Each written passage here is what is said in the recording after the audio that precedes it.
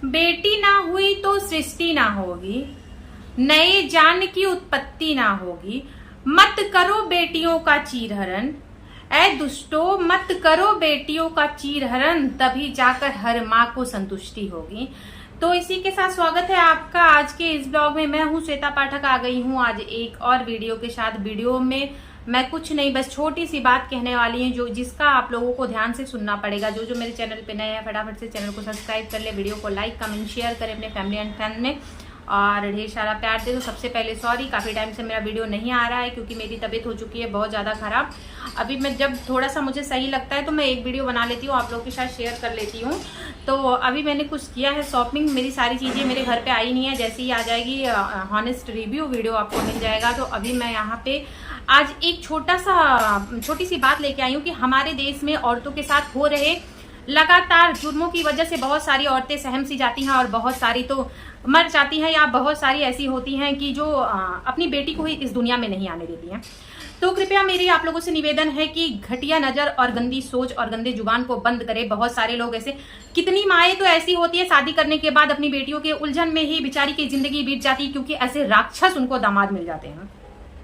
लोगों को लगता है औरतों पर अत्याचार करना उनका जन्म सिद्ध अधिकार है, पर वो भूल जाते हैं कि औरतों पर अत्याचार तो भगवान भी नहीं कर सकते, भगवान भी नहीं बर्दाश्त कर सकते हैं। तो तुम तो इंसान हो। तो गाइस मैं बोलना चाहूंगी कि जो भी औरतों पर अत्याचार देख रहे हैं वो कृपया अत्याचार को रोके, या तो आवाज उठाए, क्योंकि हमारे देश में मैं देख रही हूँ डे बाय डे ये अत्याचार बढ़ते जा रहा है। धीरे धीरे बहुत तेजी से अत्याचार होते जा रहा है औरतों के ऊपर।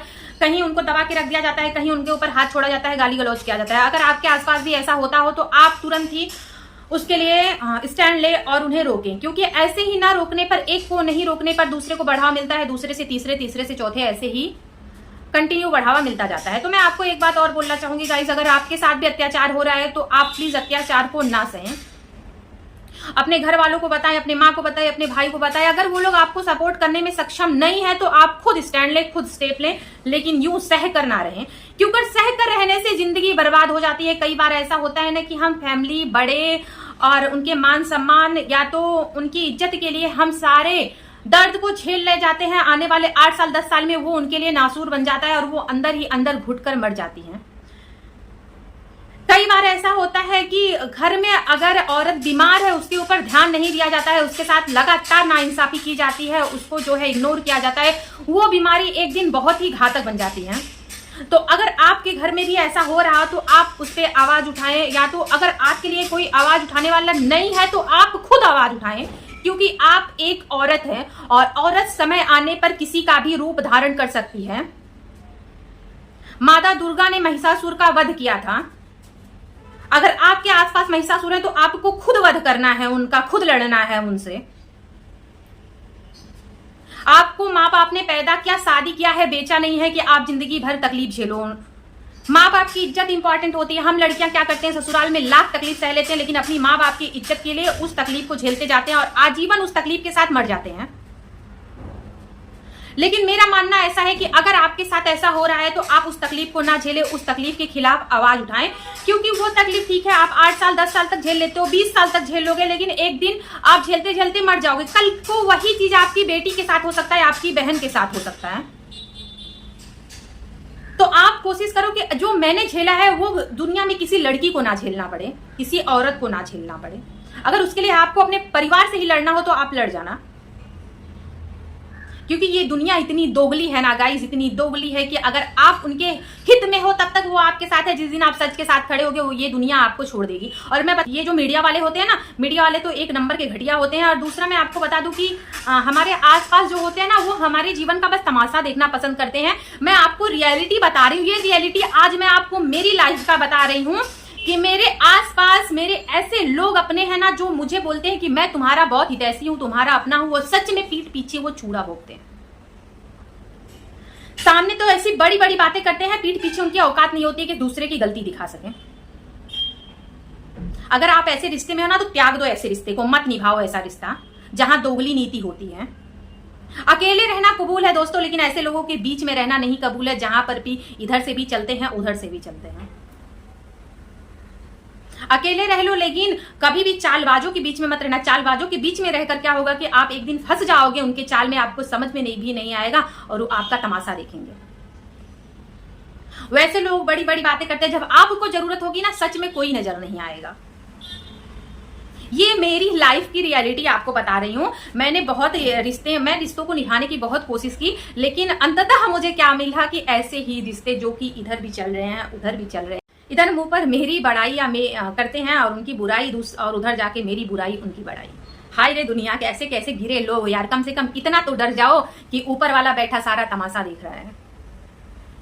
अगर एक चींटी आपसे मर जाए ना, उसका भी आपको यही भुगतान भर के जाना है, यही तकलीफ झेल कर जाना है, तो किसी इंसान का दिल आप दुखाओगे तो कहां भरोगे उसको। और मैं एक बात और बता देना चाहती हूँ गाइस कि अगर आपको ऐसा लगता हो ना, स्पेशली मैं ये बात लड़कियों के लिए, औरतों के लिए बोलना चाहूंगी कि अगर आप जिस घर में रह रहे हो, पूरी जिम्मेदारी उठा रहे हो, उस घर का पूरा काम कर रहे हो, सारी जिम्मेदारी देखने के बावजूद आपको ना एक पैसे की इज्जत मिलेगी और ना ही आपको सपोर्ट मिलेगा, तो मेरा यकीन मानो ऐसी जिम्मेदारी मत देखो। लात मारो ऐसी जिम्मेदारी को, छोड़ दो ऐसे लोगों को जहां आपका कोई सम्मान ही ना हो। अपने आत्मसम्मान की रक्षा हमें खुद करनी है इस दुनिया में। और मैं एक बात बोलना चाहूंगी कि अगर आप गलत नहीं हो तो दूसरे पर निर्भर कभी मत रहना। दूसरे पर निर्भर आपको मौत के मुंह में लेके जाएगा। मानती हूं लाइफ में बहुत चीजें इंसान को नहीं मिलती है, वो जो चाहता है उसे नहीं मिलती है, लेकिन गाइस सीरियसली मैं एक ऐसी इंसान हूं ना जिसे लाइफ में कुछ नहीं मिला। आई थिंक जो मैं डिजर्व करती हूँ वो भी नहीं मिला मुझे। किसी और की गलती और किसी और की लापरवाही की सजा भुगतान मैं भुगत रही हूं और आजीवन मुझे उस दर्द को भुगतना है। शायद मेरा वीडियो भी वहां तक पहुंच जाए जहां मैं पहुंचाना चाहती हूं, क्योंकि मैं ना बात करना भी पसंद नहीं करती।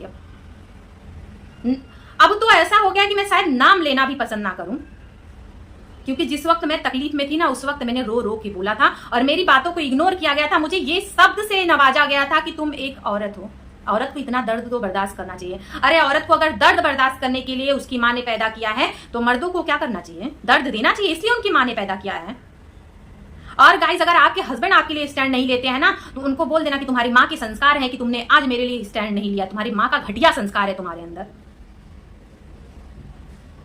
जो हस्बैंड अपनी वाइफ के लिए खड़ा होता है, अगर उसकी वाइफ सही हो, जो हस्बैंड खड़ा होता है उसका साथ देता है ना, वो एक अच्छी माँ की परवरिश होती है। एक अच्छी माँ का उसके अंदर खून होता है कि वो जो है सही और गलत को समझता है। और जिस माँ ने उसको परवरिश ही नहीं अच्छी दी हो, जिस माँ ने उसको समझाया ही नहीं हो, जिस माँ ने बताया ही नहीं हो औरत की इज्जत क्या होती है, ऐसी माँ को माँ कहलाने का कोई अधिकार नहीं है। अपने बेटे को एक चीज जरूर सिखाना, औरतों की इज्जत करना, चाहे वो आपके घर की हो या आपके बाहर की हो। अगर कोई औरत आपके साथ शादी करके साथ फेरे लेके गठबंधन बांध के आपके घर आती है तो सिर्फ इसलिए उसके माँ बाप ने उसका दायित्व आपको सौंपा है, ना कि उसको आपको बेचा है कि आप ले जाओ उसे, जो करना हो वो करो। सो गाइज मैं सिर्फ यही बोलना चाहूंगी कि ज्यादा अत्याचार बिल्कुल मत सहना। कभी मत सोचना कि ये हमारे बड़े हैं, हमारे अपने, हमारा भला चाहते हैं, कभी नहीं चाहते। सिर्फ कुछ लोग होते हैं जो कि अच्छे होते हैं। आज के जमाने में 100 में से 90%, 10% लोग, सॉरी 100 में से सिर्फ 10% लोग ही अच्छे होते हैं, 90% नहीं अच्छे होते। सो आप देख रहे हो इस वक्त मुझे बहुत ज्यादा पसीना हो रहा है और मेरे अंदर ना सच में बोल रही हूँ गाइज, मैं ना बहुत ज्यादा परेशान हो चुकी हूँ। और जब मैं देख रही हूँ मेरे आसपास भी ऐसे लोग हैं ना जो मतलब बहुत ज्यादा लापरवाह है या तो अपने आप को कुछ समझते हैं ना, मेरा सच में मेरा खून खौल उठता है।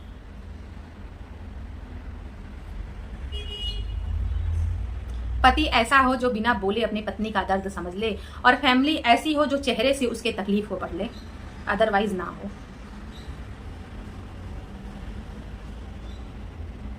कभी कभी तो ऐसा होता है ना कि हम अपना दर्द किसी से बता नहीं पाते, अंदर अंदर घुटते रहते हैं। लेकिन सच में बोल रही हूँ, मैं सच में बोल रही हूँ कि अगर आपका दर्द कोई नहीं समझ पाया ना जिसके साथ आप रह रहे हो, तो यकीन मानो गाइस फिर वो उसके साथ आप रहने लायक नहीं है, वो आपके साथ रहने लायक नहीं है। सिर्फ शादी करके काम करने के लिए नहीं आती हैं, जिम्मेदारी देखने के लिए नहीं आती हैं, घर संभालने के लिए नहीं आती हैं, वो शादी करके आती हैं ताकि आप उनको भी संभालो। नहीं तो माँ बाप शादी ही क्यों करे अपने बच्चों का? इसलिए अपनी बेटियों का शादी करते हैं। तुम लोग ले जाओ, उन्हें नौकर बनाओ, उनके ऊपर हाथ छोड़ो, उनको मारो। सो गाइस अगर आपके आसपास भी अत्याचार हो रहा है तो प्लीज मेरा रिक्वेस्ट है उस अत्याचार को रोको, बढ़ने ना दो। क्योंकि 1 से 2 होते हैं, 2 से 3 होते हैं, 3 से 4 और ऐसे ही 4 से 400 होंगे, 4000 होंगे। तो हमें एक भी नहीं रहने देना है। उसे उनका पर्सनल मैटर ना समझें, हमारे देश में बढ़ती हुई गंदगी को रोकें। जो कि हमारे मॉडर्न लोग, जो मॉडर्न लोग हो गए हैं ना, उनको ये समझ में नहीं आता कि माँ बाप ने शादी किया है, ना कि आपके साथ बेचा है, जो कि उन्हें अपनी गुलाम बना के रखना चाहते हैं। तो इसी के साथ आज का वीडियो यहीं तक, फिर मिलती हूँ नेक्स्ट वीडियो में। तब तक बने रहें और चैनल को सब्सक्राइब करें, वीडियो को लाइक करें, कमेंट्स करें, शेयर करें। Thank you so much guys, bye bye, love you all.